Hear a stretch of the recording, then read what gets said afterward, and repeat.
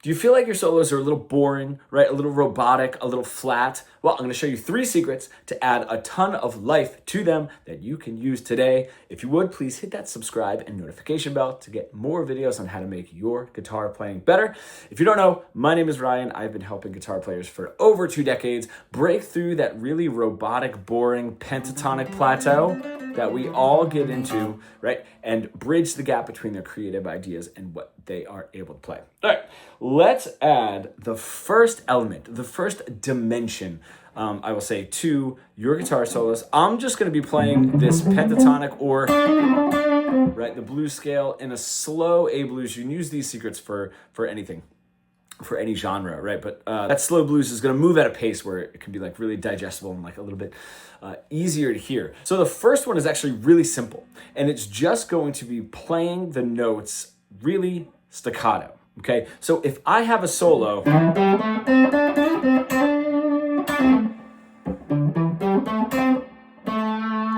and I really drill in and start playing the notes of a phrase really, really staccato, right, cutting them short, that is going to spotlight. And it's like, oh man, he's saying something really important, you know? And it's going to grab the attention and the ear of the listener. Now, it can work the other way. The only thing is a constant stream of staccato notes and then switching to something a little bit more legato doesn't quite have the same spotlighting trick. If I were...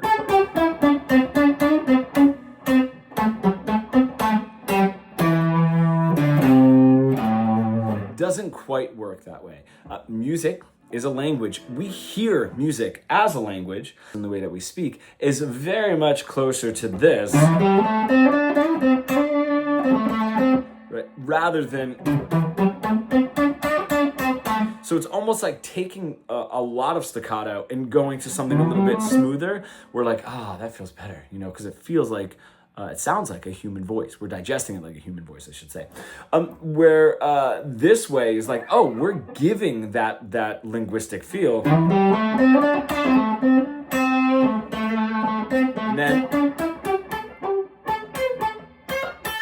taking that away to really spotlight what it is that we're playing. So I want you guys to try it. It's an absolutely fantastic way to add some life to your solos. Now the thing is, when you're doing that, you could decide if you're building tension, if that's what you want to add that staccato to. So if I have a lick that ends on a flat 3, cool, and then I want to resolve it, I could play that tension lick, right, with that staccato, and then the legato sort of adds a smoothness to the answer. You can, of course, flip that.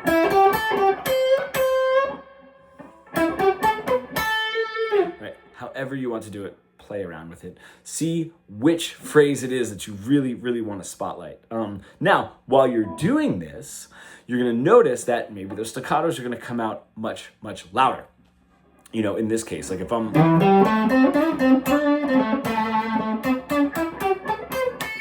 right, I tend to play much louder on those staccatos. So that is the next element. How low can you make your volume dynamic, and how loud can you make your volume dynamic?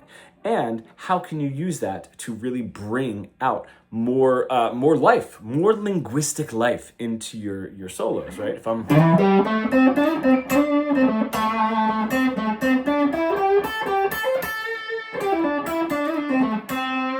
fine, but...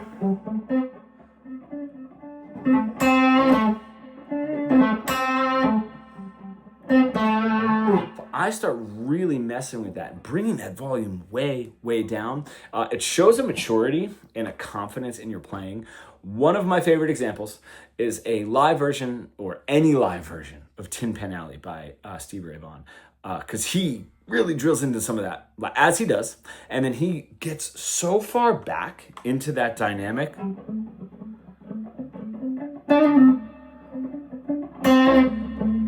Right, that you can barely hear it. It's such a cool sound. I absolutely love it. So now we're talking about two dimensions to your solos. If you get these down, you could say, oh, I'm gonna play staccato, mostly legato, because that's how not necessarily legato, right, that kind of style, but at least moving into the next note, or cutting it. Now, what if you sort of went in an opposite direction, right? If I were to have,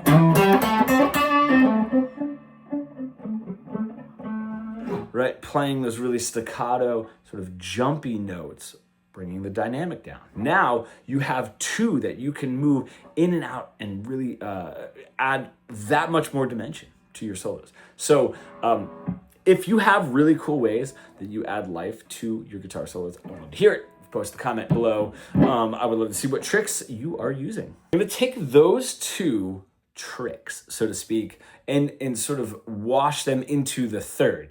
Now, what's really cool is, as we're talking about music as a language, right? If I take three simple words, what the hell? There are a million different ways that I can say that, right? However I want to sort of say it. If I say, what the hell? Right? What the hell? Right? I'm messing with my pacing of that note, of those notes or that phrase, and which ones I'm saying louder, which ones I'm saying softer, and all that. You can see where I'm putting that emphasis means I'm starting to mess with the time. It's not. If I just do that, cool. Right, and kind of going in and out of some of that dynamic, or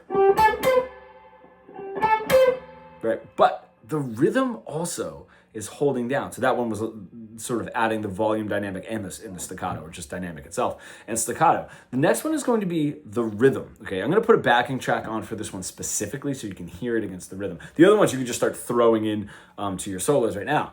This is going to be a really great element to add to your solos. The only thing is, this one is much more difficult to get down. Okay, if I play this, hopefully this goes through nice. Cool.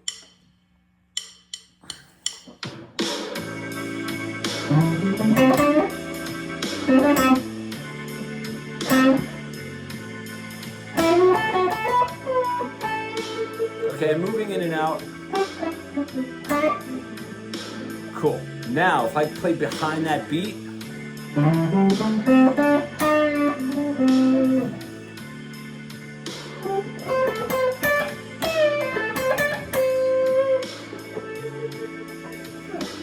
right, I'm not right on that beat. I'm moving, I'm drifting behind it.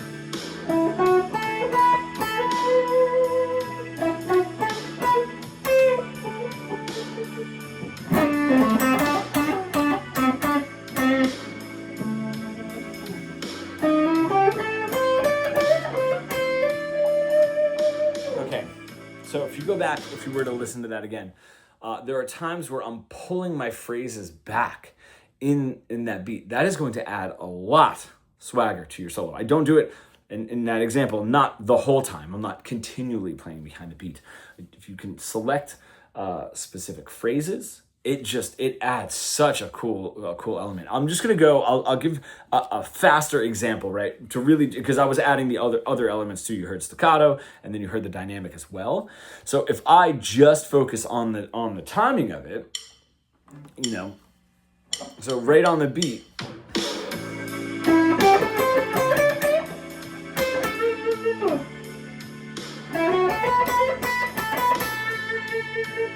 Cool.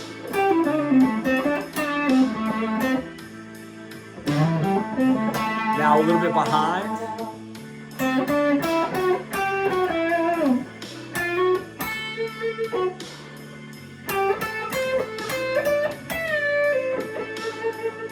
Now, I don't necessarily know if I would play that much, after I said a little bit behind. I don't know if I would play that much, that far behind, or that continually. Because it will start to drag on a little bit, but that's what you want. This like, oh, what's going on? I want to hear the rest, because it's sort of pulling you in. It's such a great way to explore the expression of your guitar solos. And then when you start adding the other things like the staccato and the dynamic, you've got a ton of ways to say something, right? Now you add that with your phrasing and how you're developing your musical language. You are just like unstoppable. There is a really cool thing that happens as well. That's the main part of like the timing secret, the third secret, so to speak. I did say it was going to be 3. Is that you can get a little bit ahead, and I do like using this with a little bit more of a fierceness. So again, I'll sort of show you. We're gonna play like a little bit more ahead of the beat. But if I'm just right on it,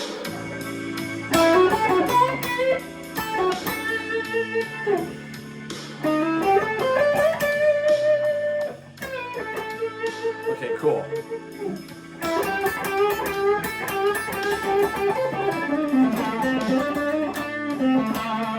Right, I start pushing that speed a little bit ahead, and almost like coming off the tracks of the rhythm, right? If I get a little bit ahead of that time, it's going to create a ton of urgency there, right? Even if I just play one note.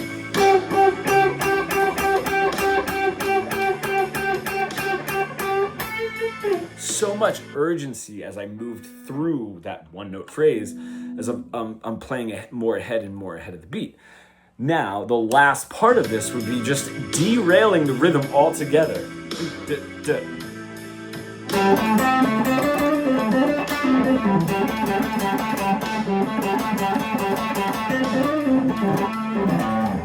now, in that case of just sort of hitting that flat 7 and root note, I'm not conforming to the rhythm at all. I know where it is, but I'm going fast and slowing it down. There is no, if you were to take that section, there would be no like rhythmic loop to it, right? There would be no way to find where the 1 was. And that's another great way to create a little bit of controlled chaos within your solos. That one is a little bit, again, the timing stuff is a little harder to get the hang of, So I wanted to show that one last. And if you are stuck in that really boxy, boring pentatonic plateau that we all get stuck into at one point or another, and you want to really bridge the gap between your creative ideas and what you're able to play, becoming fully fretboard fluent, I have a free training that is below. It's 3 steps to full fretboard fluency. It goes over why we get stuck in the plateau, how to not get stuck in the plateau, and things that you can use right away to make your solos that much better and continue through the learning process so that you don't get stuck.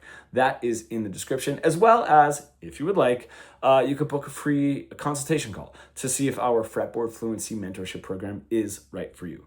Thank you for watching, and I will see you in the next one.